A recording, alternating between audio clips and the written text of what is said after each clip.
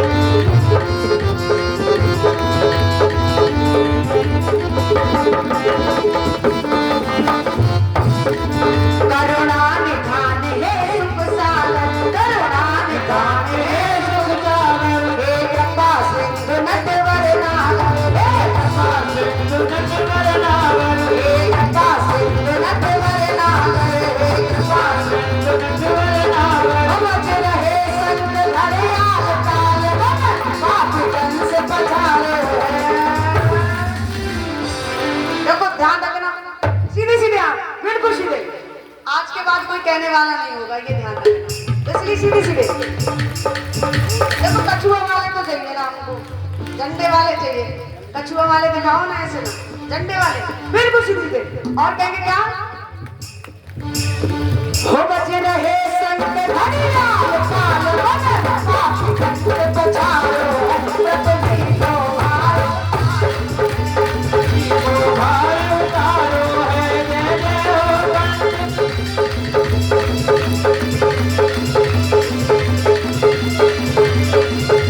हो तुम मात देवकी के जाए हो, तुम मात देवकी के जाए हो, यशोदा के पुत्र कहाए हो, यशोदा के पुत्र कहाए हो, तुम मात देवकी के जाए हो, यशोदा के पुत्र कहाए हो। हंसते रहते कोई बात काल बन पापी कंस पछारो पृथ्वी को भार पापी कंस पछारो है, पृथ्वी को भार उतारो है। हरि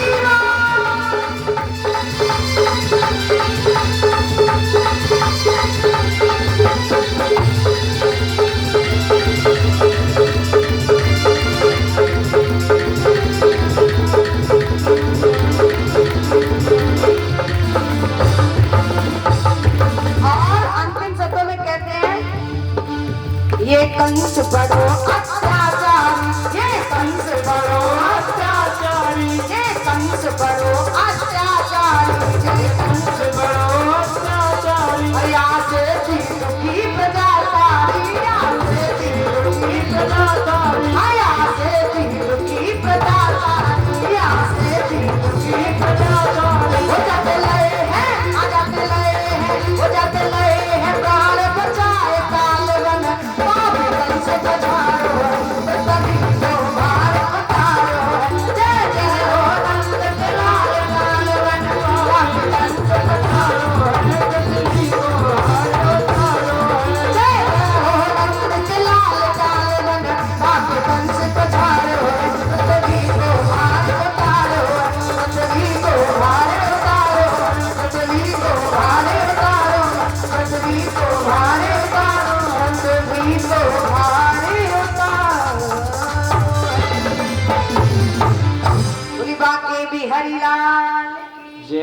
बोली श्यावर रामचंद्र भगवान।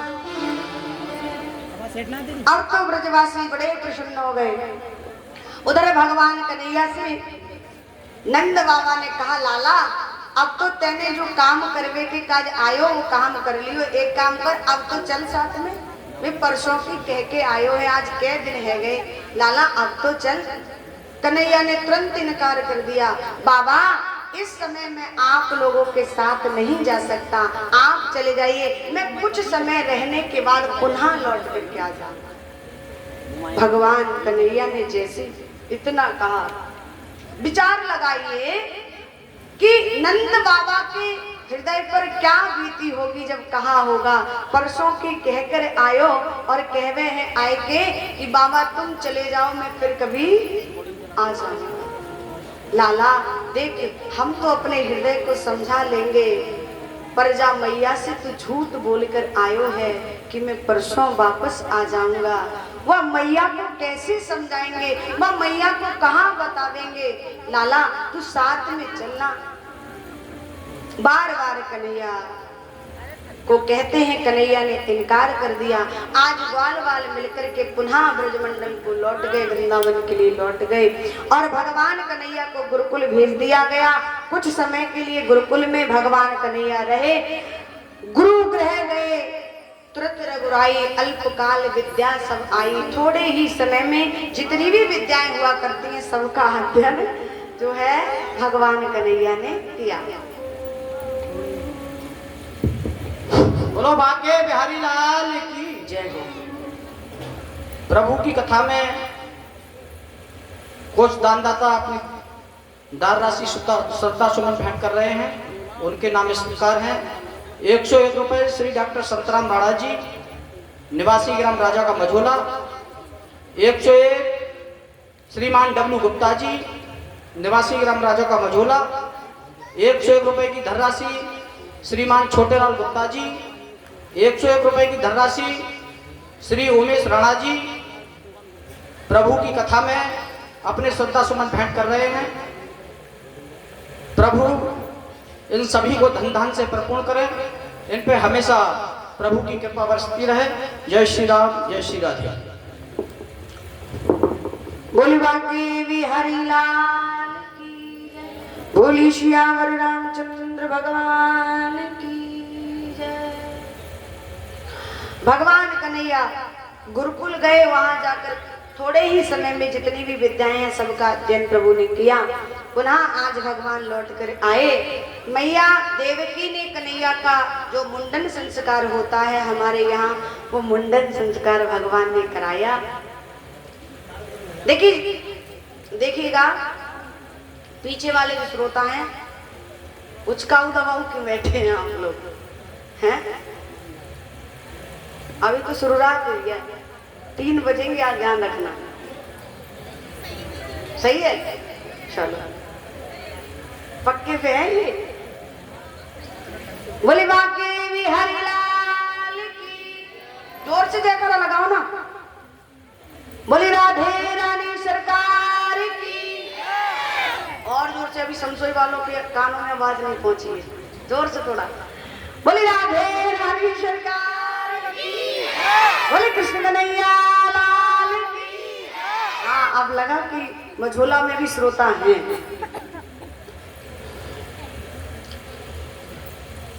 बोले बाके बिहारी लाल की।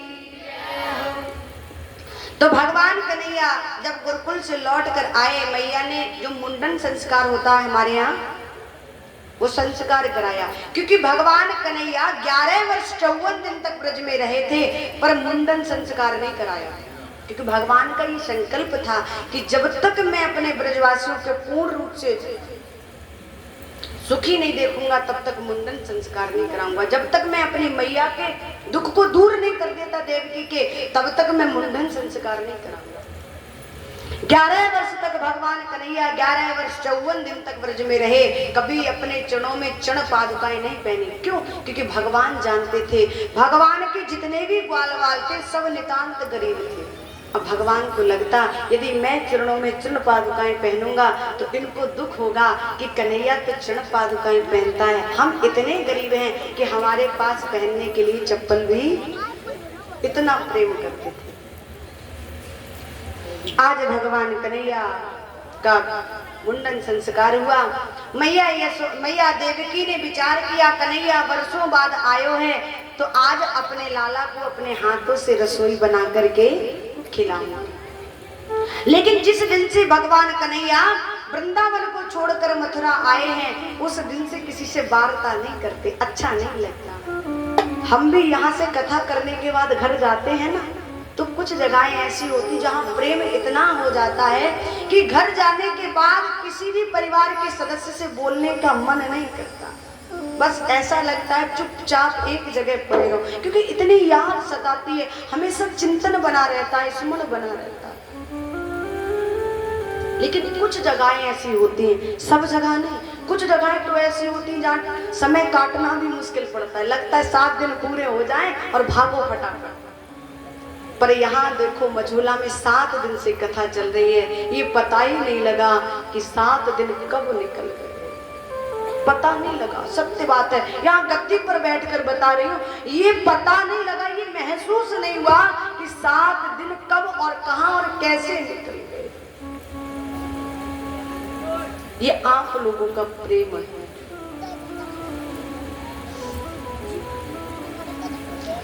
भगवान कन्हैया किसी से बोलते नहीं, वार्ता नहीं करते, मैया यशोदा की याद में रहते हैं। मैया देवकी ने भोजन बनाया, भोजन प्रसादी लेकर के कक्ष में पहुंची और जैसे ही कक्ष में पहुंची स्वामी सुखदेव जी महाराज कहते राजा परीक्षित मैया देवकी को देख करके कन्हैया को अपनी मैया यशोदा की याद आ गई कि जिस प्रकार से आज मेरी माँ देवकी मुझे भोजन की थाली लेकर आई है, मेरी माँ यशोदा भी मुझे भोजन ऐसे ही कराती थी। अब जब मैं उसको छोड़कर चला आया हूँ तो माँ कैसे जी रही होगी, कैसे मैया जीवित होगी, कैसे अपना जीवन काट रही होगी, बार बार चिंतन करते, स्मरण करते। मैया को देखकर कन्हैया जोर जोर से रोने लगे। मैया दौड़ करके वासुदेव जी के पास गई। ना जाने कन्हैया जब से ब्रज से आयो है किसी से वार्ता नहीं करता, ना जाने कहाँ बात है। आपने पूछा नहीं, पूछने का प्रयास तो किया पर कन्हैया ने बताया नहीं। तब तक देखा तो अक्रूर जी आ गए, उद्धव जी आ गए। ये उद्धव जी जो थे ये बृहस्पति जी के शिष्य थे और यादवों के महामंत्री थे। इनके पास इतना ज्ञान था, वर्णन आता है कि गूदड़ियों में इनके यहाँ ज्ञान पड़ा रहता था, ऐसे इतना ज्ञान था, इतने बड़े ज्ञानी थे। उद्धव जी आए, उद्धव को देख करके वासुदेव जी ने कहा, हे उद्धव, ना जाने कन्हैया जब से ब्रज से आयो है तब से किसी से वार्ता नहीं करता, रोता रहता है। आप तो उनके मित्र के समान हो, आप जाकर के पूछो कि कन्हैया को क्या तकलीफ है। उद्धव जी जैसे ही कक्ष में गए और जैसे ही प्रवेश किया, भगवान ने जैसे ही उद्धव को देखा जोर जोर से रोने लगे। उद्धव ने कहा, कन्हैया क्या बात है, जब से आप वृंदावन को छोड़कर मथुरा आए हो किसी से वार्ता नहीं करते, क्या यहाँ का रहन सहन अच्छा नहीं लगता, क्या यहाँ के लोग अच्छे नहीं लगते, क्या किसी ने आपसे कोई अपशब्द कहा, बताओ ना कन्हैया। कन्हैया कहते, हे उद्धव, कि उद्धव जी मोहे ब्रज बिसरत है, उद्धव जी मोहे ब्रज बिसरत है नाही, उद्धव जी मोहे ब्रज बिसरत है नाही, उद्धव जी मोहे ब्रज बिसरत है नाही, उद्धव जी मोहे ब्रज बिसरत है नाही। जब से ब्रज से आया हूँ उद्धव जी मोहे ब्रज बिसरत है नहीं। ब्रज की हमेशा याद सताती है, वृंदावन को बार बार भुलाने का प्रयास करता हूँ पर भूल नहीं पाता। मुझे ऐसा लगता है कि मैं उस मैया यशोदा से झूठ बोल कर आया, जो माँ मेरे बगैर तो एक गिलास पानी भी नहीं पीती थी। और उधो कभी कभी जब मैं एक घूंटा दूध भी कम पिया करता था ना, तो वो मैया यशोदा ब्रज के सबरे वैदों को इकट्ठा कर लेती और कहती, देखो तो सही मेरे लाला ने आज एक घूंटा दूध कम पिया है, क्या तकलीफ है, क्या दिक्कत है। उस मैया जब मैं आ रहा था तो मैया रोकर कह रही थी, लाला कब आएगा। मैंने कहा मैया परसों आ जाऊंगा। आज मुझे बरसों हो गए, मैं लौट कर नहीं पहुंचा। उस मैया की स्थिति क्या हो। और तो और उदम जो ग्वाल वाले प्रत्येक दिन मेरे साथ गौचारण करने जाते थे, मैं उनसे झूठ बोल कर आया। और तो और उधम जो किशोरी मेरी प्राण है, मैं उनसे झूठ बोल कर आया। मुझे उनकी याद सताती और मुझे लगता है कि जब मुझे इतनी याद आती है तो क्या ब्रजवासियों को मेरी याद नहीं आती हो। कन्हैया उधो कहते, कन्हैया अगर मेरे लायक कोई सेवा हो तो बताओ। उधो कहते, कन्हैया कहते, हे उधो आप वृंदावन चले जाओ और वहां जाकर मेरे ब्रजवासियों को देख कर आओ कि किस प्रकार से जी रहे हैं, और यदि वो मेरे लिए रोते हैं ना तो उनको समझा कर आना कि कन्हैया आराम से रह रहा है, अरे एक ना एक दिन आपसे मिलने के लिए जरूर आएगा। उधो ने कहा कि मैं वृंदावन जाऊं, अरे कृष्ण मैं वृंदावन जाऊंगा और वृंदावन जाने के बाद मैं इतना बड़ा उधो, इतना ज्ञानी उधो, मैं जाकर के वहां वेदों की भाषा बोलूंगा, आपके साधारण ब्रजवासी क्या मेरी भाषा को समझ पाएंगे। कन्हैया ने विचार किया, वाह रे वाह उधो, तुमको अपने ज्ञान का घमंड है ना। अरे उधो एक बार वृंदावन जाकर तो देखो, जिस जगह प्रेम होता है ना फिर वहां ज्ञान टिकता नहीं। आज भगवान कन्हैया ने जब कहा, मैं निवेदन करता हूं मेरी तरफ से आप थोड़ी सरल भाषा में समझाना, वेदों की भाषा मत बोलना। सुंदर रथ सजाया, भगवान ने अपना ही रथ दिया, अपना मोर मुकुट दिया, अपना पीतांबर दिया। क्यों? क्योंकि भगवान जानते थे यदि मैं अपना रथ नहीं दूंगा तो ब्रजवासी ऊँटों से बात करना भी पसंद नहीं करेंगे। क्योंकि जब से प्राण वल्लभ कृष्ण ब्रज वृंदावन को छोड़ कर आए थे ना, उस दिन से ब्रजवासी किसी को देखना भी पसंद नहीं करते। कहते थे एक ही तो था जिसके लिए हम जी रहे थे, वो भी छोड़ करके चला गया, अब भला संसार से प्रेम करने का क्या फायदा। आज भगवान कन्हैया ने अपना रथ दिया, सुंदर रथ सजाया, एक पत्री लिख करके दी और कहा ये पत्री मेरी किशोरी को दे देना। स्वामी सुखदेव जी महाराज कहते, राजा परीक्षित जैसे ही अक्रूर जी का रथ वृंदावन की ओर बढ़ा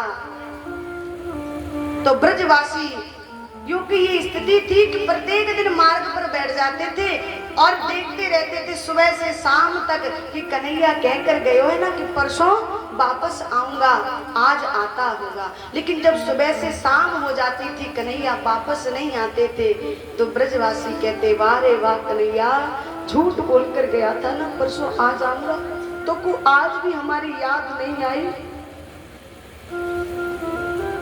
आज भी ब्रजवासी मथुरा के मार्ग पर आसन लगाकर बैठे, टकटकी लगाकर देख रहे हैं कन्हैया परसों की कहकर गए हैं, आवे गुजरो। क्योंकि ब्रजवासियों को एक ही शब्द ने जीवित रखा था। मैया यशोदा कभी कभी नंद बाबा से कहती थी, अब लगता है कन्हैया नहीं आएगा, मैं अपने प्राणों को छोड़ दूंगी। नंद बाबा कहते, देवी वो कहकर गए हो ना परसों आएगा, और अगर तुमने अपने प्राणों को छोड़ दिया और कन्हैया आयो और वहां ने पूछी मेरी मैया कहाँ है, तो मैं कहाँ बताऊंगा, और वहां को पता लगी कि मेरी मैया ने मेरे वियोग में प्राणों को छोड़ दिया, तो कन्हैया रो रो कर अपने प्राणों को छोड़ देगा। क्या तुम कन्हैया को कष्ट देना चाहती हो? नहीं नहीं, मैं अपने कन्हैया को अपनी ओर से कष्ट देना नहीं चाहती। एक ही शब्द ने जीवित रखा था, बस एक आस थी कि परसों की कहकर गए हैं तो आवेगो जरूर। बस एक ही शब्द ने जीवित रखा था जितने भी ब्रजवासी थे, वरना भगवान के वियोग में सब प्राण छोड़ देते। आज जैसे ही ऊँटों के रथ की ध्वजा दिखाई दी, समझ गए कन्हैया का रथ आ रहा है। आज तो कन्हैया के रथ को देखकर गदगद हो गए। मैंने कहा था ना कि कन्हैया को याद जरूर आएगी। आज हमारे लाला को हमारी याद आई है। आज देखो कन्हैया आ गए, पर किसी को ये ज्ञात नहीं था कि उस रथ में ऊँटों बैठे हैं। सबको यही आशा थी कि कन्हैया परसों की कह कर गए हुए तो आज आवे वो जरूर। जैसे ही रथ आकर के ब्रजवासियों के समक्ष रुका, जितने भी ब्रजवासी थे सब दौड़ करके रथ के समक्ष पहुंचे। एक ग्वाल बोलो मैं नहीं जाऊंगा। क्यों लाला? इसलिए नहीं जाऊंगा, कन्हैया झूठ बोल कर गयो है ना, परसों आ जाऊंगो। और आज बरसों बीत गए तब आयो है। जब तक मुंह से आए के माफी नहीं मांगे वो तब तक बात नहीं करूंगा। लेकिन जैसे ही रथ रुका, वो भक्त जो था, वो ग्वाल जो था, दौड़ करके पहुंचा। दूसरे ने पूछा तू तो मना कर रहा था रे कि मैं कन्हैया से वार्ता नहीं करूंगा। अरे पागल, बरसों बाद मेरे कन्हैया मेरे पास आए हैं, कम से कम एक बार दर्शन तो कर लूं। लड़ाई झगड़ा बाद में होता रहेगा। ये प्रेम था ब्रजवासियों का। जैसे ही रथ के पर्दे को हटाया, सब टकटकी लगाकर देख रहे थे कि कन्हैया उतरेगा। लेकिन जैसे ही पर्दा हटा, सबके जो अरमान थे सब ठंडे हो गए। रथ से एकदम नीचे ऊधो जी आए।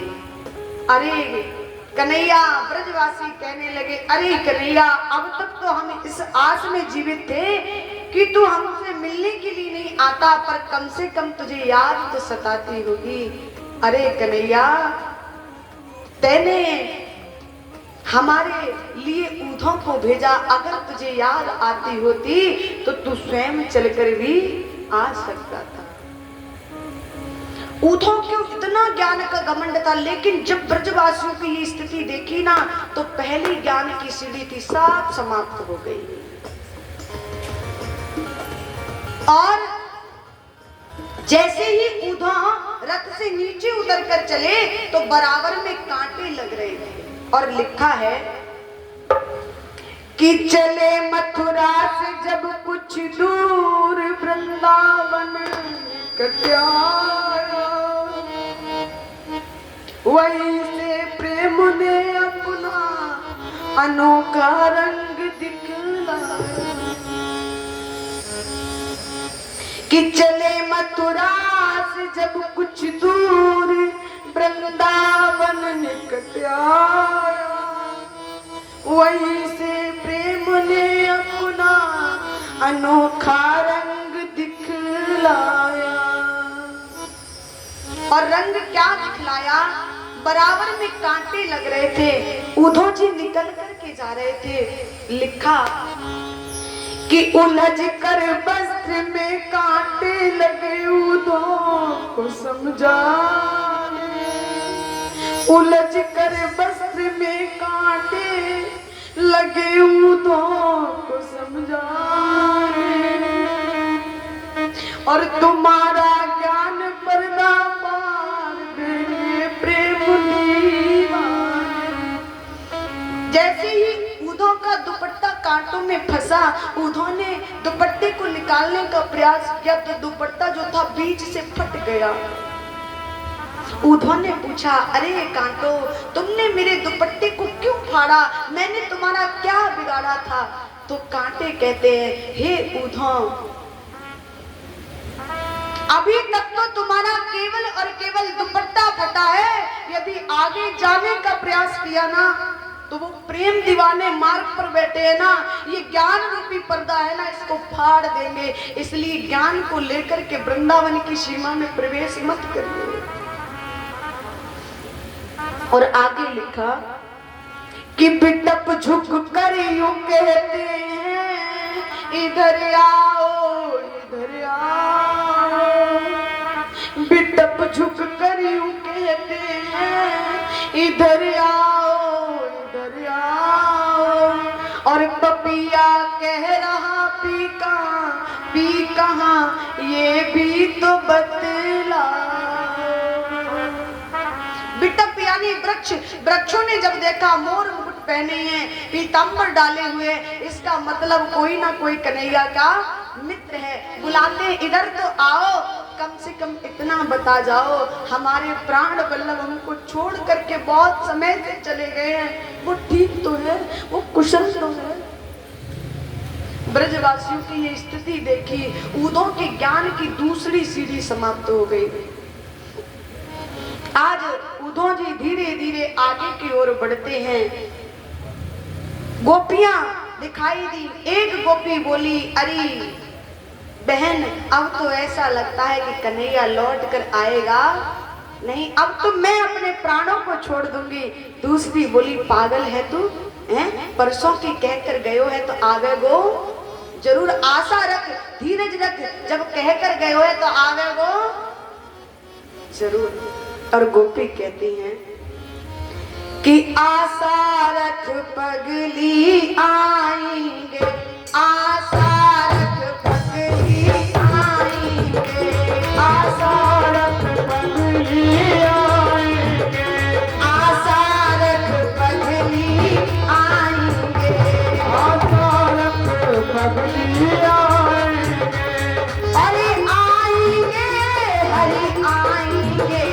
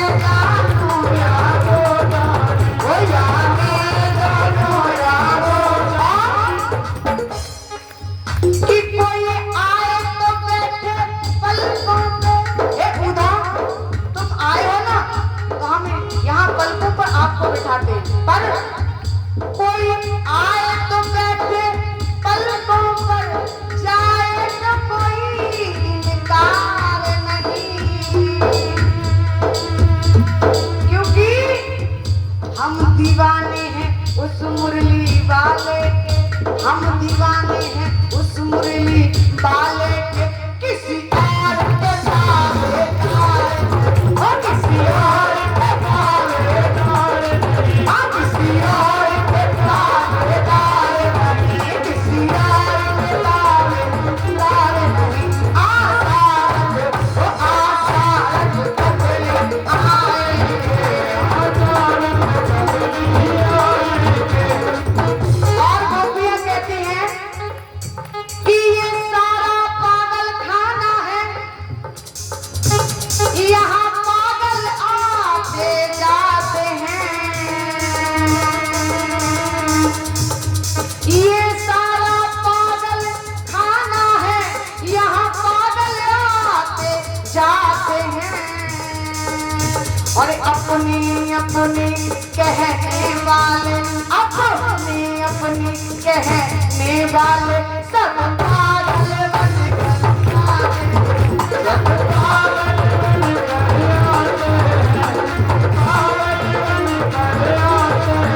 और गोपियां अंतिम शब्दों में कहती है पागलों में भी अंतर होता है। पहले दिन में बताया था ना, पागल भी कई तरीके के होते हैं। अगर हम पागल ना होते तो यहाँ ना बैठे होते।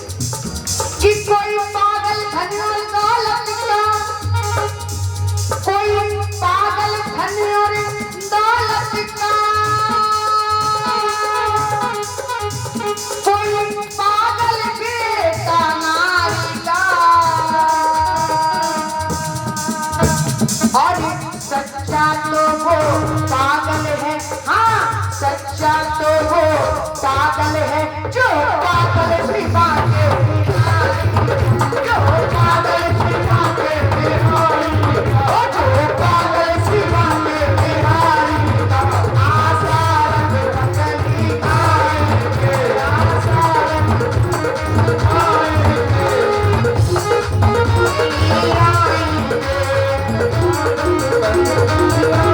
और गोपियां कहती हैं प्यार झूठा सही दुनिया को दिखाने आया, प्यार झूठा सही दुनिया को दिखाने आया, तू किसी और से मिलने के बहाने आया, तू किसी और से मिलने के बहाने आया।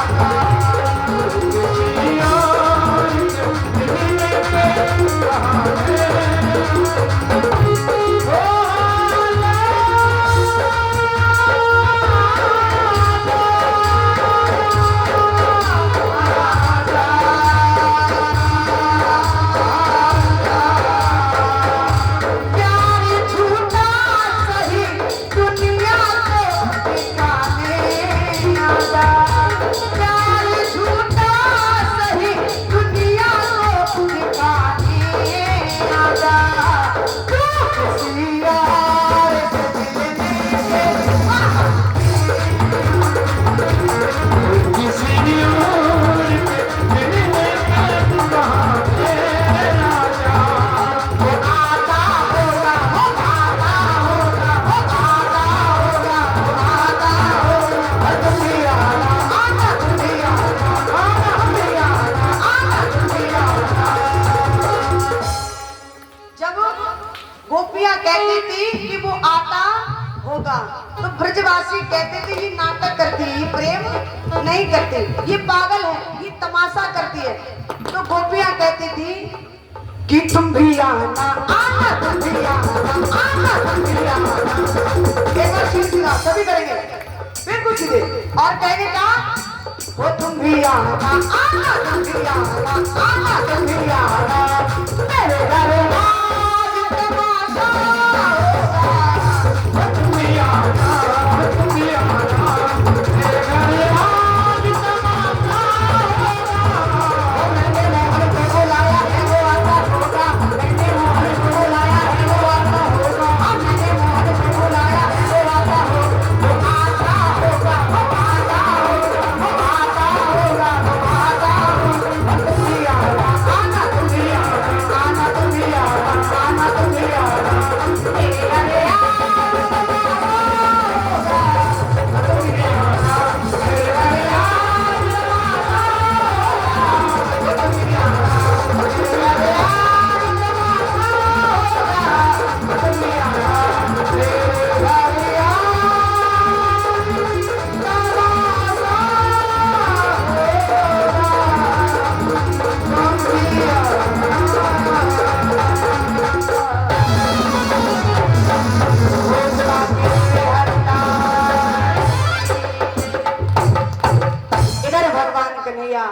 सभी गोपिकाओं से मिले। समय कम है, कथा अधिक है, इसलिए थोड़ा संक्षिप्त करते चलेंगे।